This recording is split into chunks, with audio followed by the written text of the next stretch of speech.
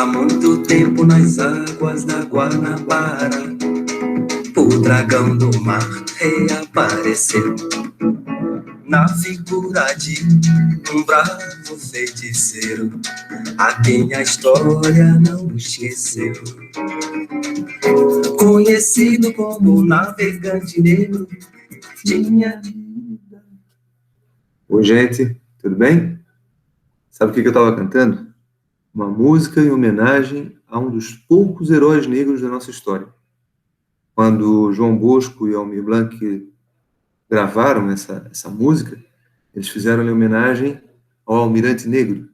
Não cheguei a lugar nenhum, mas o Almirante Negro era o nome pelo qual a imprensa brasileira, na década de 20 e na década de 10, chamava a João Cândido, o herói da Revolta da Chibata. O nosso assunto de hoje é Revolta da Chibata. Sobre a Revolta da Chibata, nós temos que pensar primeiro que esse foi um movimento de pessoas que pertenciam à Marinha Brasileira e que se revoltaram com as péssimas condições de trabalho, com a péssima qualidade da comida e principalmente com os castigos corporais que eram tão já tradicionais, principalmente dentro das embarcações. A maior parte dos marinheiros era composta por negros. Os do baixo escalão, não os oficiais, mas os marinheiros, de maneira geral, eram quase todos negros. E esses negros, que não vinham outras oportunidades a não ser ingressar numa das Forças Armadas, ao ingressarem na Marinha, começaram a se deparar com uma prática comum no Brasil, mas que já havia sido esquecida em outros lugares do mundo: a prática dos castigos corporais.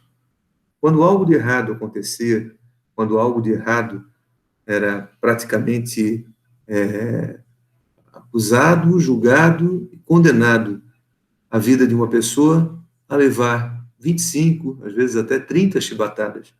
A chibata era uma espécie de um chicote um pouco menor, que se cravava com muita força nas costas daqueles que, por alguma razão, não agradavam a vontade, os desejos, as aspirações dos seus oficiais, que geralmente eram homens brancos, racistas, preconceituosos.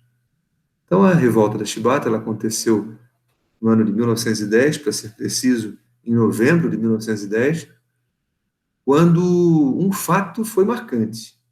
Um marinheiro, de nome Marcelino Rodrigues de Menezes, Marcelino de Menezes, ele, ao encarar, ao bater de frente com o comandante de uma tripulação, ele foi condenado a levar 250 chicotadas, 250 chibatadas. Gente, é uma situação muito trágica ver isso, né? Além da humilhação, que isso ainda acontece, não na Marinha, mas em alguns países é comum. Uma pessoa, quando comete um crime, quando comete um delito, crime não, mas delito, pior ainda, né? Qual é a diferença? Vou dar um exemplo.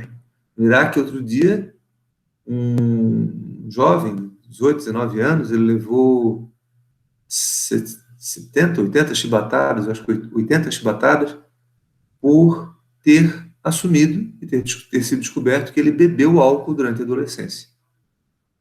No Afeganistão, ainda pouco tempo atrás, uma mulher também levou mais de 50 chibatadas em praça pública por ter traído seu marido. Então, essa é uma condição que ainda hoje existe. Na Marinha, nas Forças Armadas, no Exército, e agora na Aeronáutica também, isso hoje no Brasil é proibido. E é proibido graças à ação de pessoas como João Cândido, que lideraram um movimento que pôs fim a essas atrocidades. Mas, como eu falava para vocês, esse tipo de situação era muito mais preconceito, né? Já que a maior parte das pessoas oriundas da Marinha eram filhas ou netos de ex-escravos. E o preconceito ainda estava muito arraigado. Não pensem vocês que o preconceito não existe no Brasil, pois diariamente nós sabemos que, simbolicamente, pessoas recebem chibatadas, chicotadas, são amarradas aos troncos quando não conseguem trabalho, quando não conseguem ajuda, quando não conseguem ter respeito. E essa é uma situação que nós temos que virar no João Cândido a cada dia que passa. Mas, falando aqui da revolta, a revolta não tomou conta apenas da embarcação onde o Marcelino recebeu essas 200 chicotadas, 200 chibatadas.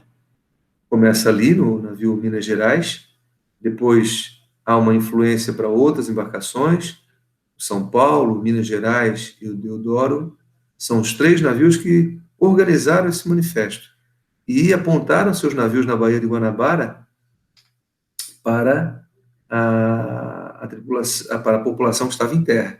Chegaram a dar um tiro de canhão para mostrar que não estavam brincando.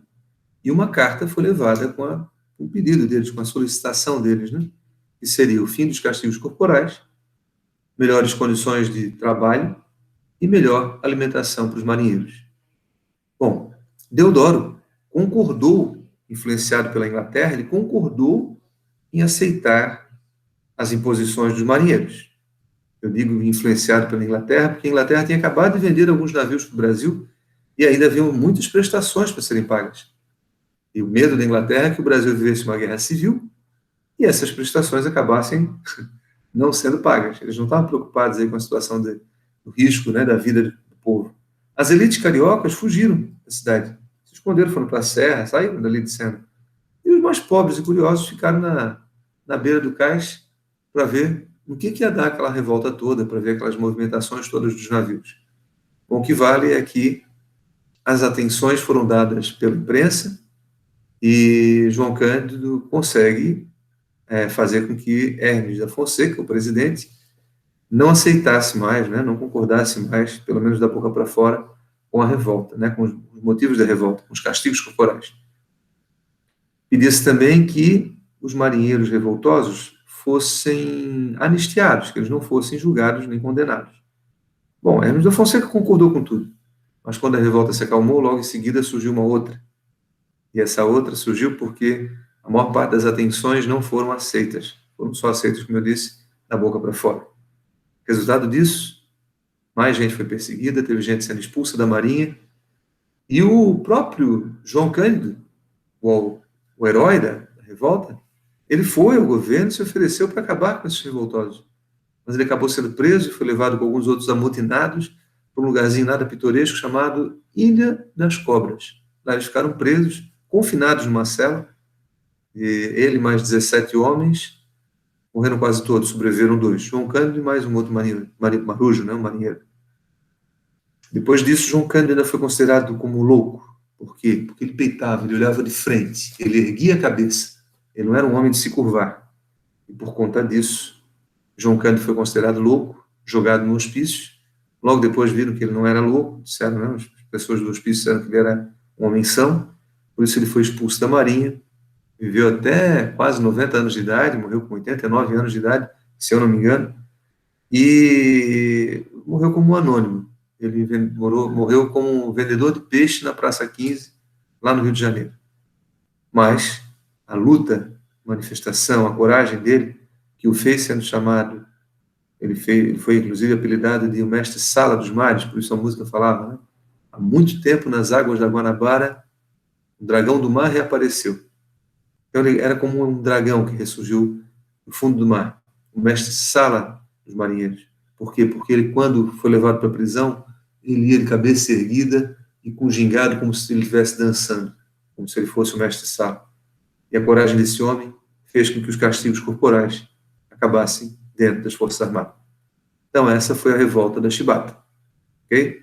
Espero que estejam todos bem, que vocês façam atividades, que leiam, que copiem no caderno aquilo que tiver de material por escrito, que façam um resumo, que façam tudo que foi sugerido para vocês para aumentar ainda mais os conhecimentos de vocês. Ó, beijão, ficamos por aqui e até o nosso próximo encontro. Tchau, tchau.